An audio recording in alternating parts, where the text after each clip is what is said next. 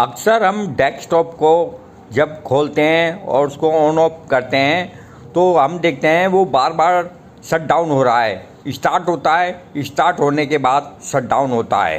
तो ऐसी प्रॉब्लम अक्सर हमारे साथ हमारे कंप्यूटर के दिन प्रतिदिन आती रहती हैं। इसके दो रीज़न होते हैं जो मोटे मोटे होते हैं। सबसे पहला रीज़न होता है हार्डवेयर का और दूसरा रीज़न होता है सॉफ्टवेयर का। तो जो सॉफ्टवेयर से रिलेटेड शट डाउन होता है उसके लिए मैंने एक अलग वीडियो बनाई है जिसका लिंक मैंने डिस्क्रिप्शन में दिया है, वहाँ से आप उस वीडियो को देख सकते हैं। और हार्डवेयर से संबंधित प्रॉब्लम मैं आज आपके साथ डिस्कस करने वाला हूँ। हार्डवेयर में सबसे पहले बात आती है, जब हम बार बार स्विच ऑफ ऑन करते हैं तो स्विच ऑफ हो जाता है या शट डाउन हो जाता है। इसके लिए वो थोड़ी कभी तो 1 सेकंड चलता है, कभी 2 सेकंड चलता है, कई बार 5 सेकंड चलता है और कई बार 15-20 सेकंड चलता है और उसके बाद वो बंद हो जाता है। यह प्रॉब्लम हमारे पास जनरली आती रहती है। इसके पीछे कई रीज़न होते हैं। तो सबसे पहले एक रीज़न होता है जो मैं आपको बताना चाहता हूँ, जो अक्सर मैकेनिक या किसी यूट्यूब पे आपको नहीं मिलेगा, कि उसमें क्या होता है कि माउस और कीबोर्ड होता है वो शॉर्ट होता है। जब शॉर्ट होता है उससे क्या होता है कि अर्थिंग होती है और आपका कंप्यूटर डेस्कटॉप शट डाउन हो जाता है। इससे बचने के लिए आपको क्या करना है कि आप सबसे पहले आप उसकी बॉडी को छू के देखें। अगर बॉडी में हल्का सा करंट है, इसका मतलब है क्या तो आपका ऑन ऑफ स्विच ख़राब है या अर्थिंग हो रही है वहाँ पे, या वो कटा हुआ है, या हो सकता है कि आपका माउस या कीबोर्ड अर्थिंग कर रहा हो। तो इसके लिए हम सबसे पहले क्या करेंगे कि माउस को निकालेंगे और ऑन करके देखेंगे।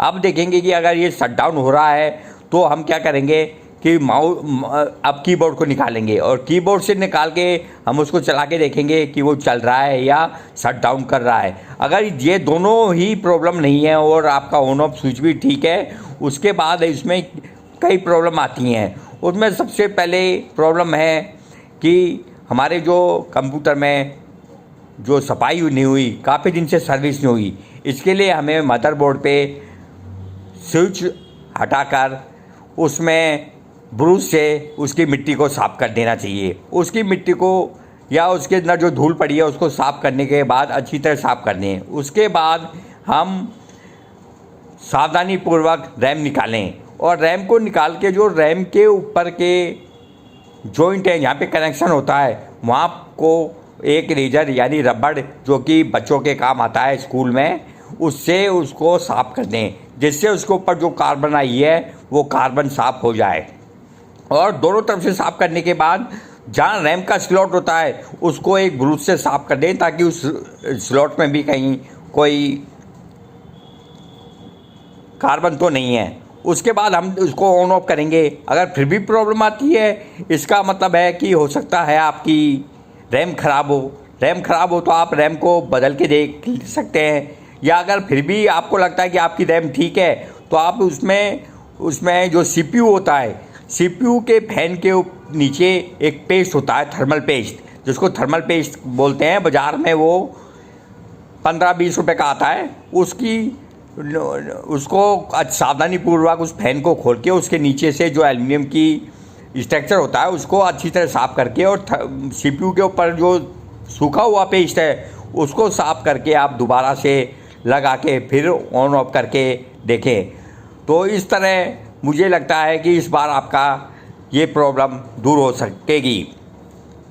और उसके में कई बार ऐसा होता है कि आजकल जो मदरबोर्ड आ रहे हैं वो और जो CPU आ रहे हैं उनमें काफ़ी मिसमैच है। जैसे हम जानते हैं कि आजकल काफ़ी ज़्यादा टेक्नोलॉजी एडवांस हो गई, i3, i5, i4, पता नहीं क्या क्या टेक्नोलॉजी आ रही हैं। इसमें सबसे बड़ी बात ये है कि आप i3 या i5 ले सकते हैं और CPU वो वाला ले सकते हैं जो i9 में या i11, i12 में लग रहा है, वो CPU उसमें लगा सकते हैं, जिससे वो आपका मदरबोर्ड काम करता है। ये तो काम करता है जब तक काम कर रहा है, जब तक काम कर रहा है, और जब दिक्कत करता है तो उस समय मिसमैच होने के कारण आपका मदरबोर्ड i3 का है और CPU i7, i9 का है, तो उससे भी ये बार बार शट डाउन हो सकता है। इसके लिए आप देख लें कि कहीं ऐसी कोई प्रॉब्लम तो नहीं है, या और भी कारण हो सकते हैं।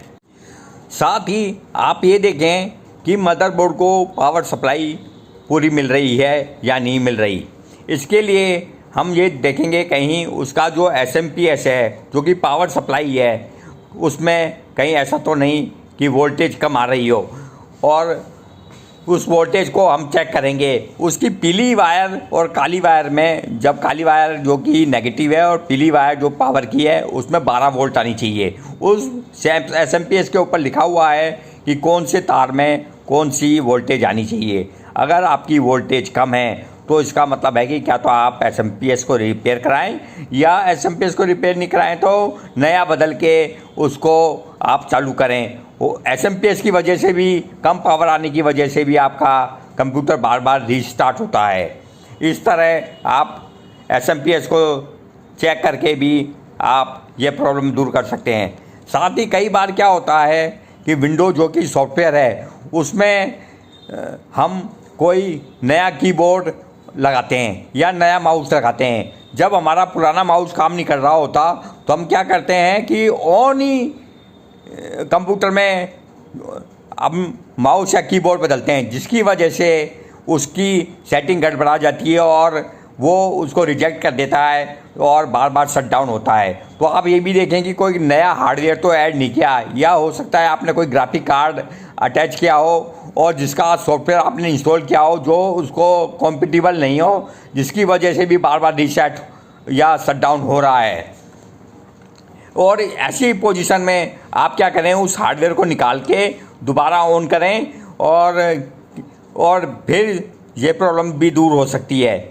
और विंडो में जब हम विंडो डालते हैं तो उसके बाद कई बार क्या होता है, विंडो में करप्ट हो जाती है, और जब हम उसको खोलते हैं, कंप्यूटर को ऑन करते हैं, तो उस समय वो हमारा स्टार्टअप रिपेयर चालू हो जाता है। इस तरह की प्रॉब्लम की वजह से भी हमारा कंप्यूटर बार बार शट डाउन होता है, जिसको आप हमारी वीडियो में देख के इस दूर कर सकते हैं। उसका लिंक मैंने डिस्क्रिप्शन में दिया है। इस तरह से आप हार्डवेयर और सॉफ्टवेयर की प्रॉब्लम को दूर कर सकते हैं। और हार्डवेयर की प्रॉब्लम में ये 4-5 महत्वपूर्ण बिंदु हैं जिनको आप ध्यान रख के अच्छी तरह अपना हार्डवेयर शट डाउन की प्रॉब्लम दूर कर सकते हैं। और विंडो की प्रॉब्लम के लिए आप हमारी दूसरी वीडियो देखें।